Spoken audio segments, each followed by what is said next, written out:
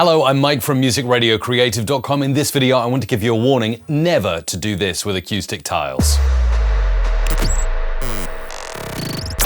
It's a bank holiday weekend here in the UK and I've got loads of junk on the floor simply because I'm moving out of my old studio I built 5 years ago in a spare room in our house. I want to show you something you should never do with acoustic tiles. Now we've got the fancy new Art Nouveau tiles, moving stuff out, even the old desk is sitting right there. You may remember that 5 years ago I grabbed a load of this spray mount glue and a mask that made me look like something out of Breaking Bad. And I went and sprayed the whole walls in here, as you can see. Don't worry, this is just paint, by the way.